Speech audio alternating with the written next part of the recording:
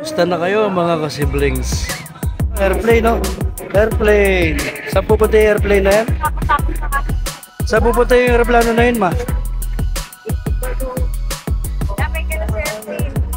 Natakot ka sa aeroplano? Ayan. Yan. Natakot ka sa aeroplano? Bakit? Ha? Bakit? Oh. Okay, tinuturo. Sabi mo, hi guys, welcome to you guys. Hello, sabi mo, hello. Nag-brown out sa Tiangge. Ano brown out? Brown out sa Tiangge.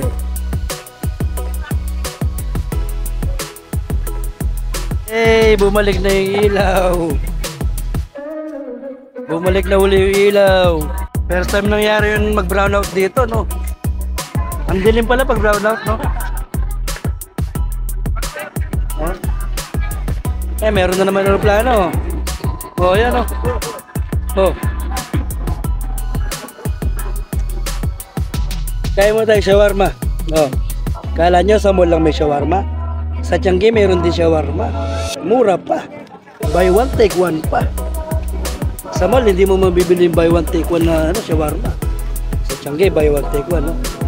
100, dalawa na. Oh. Pwede tig-50 lang.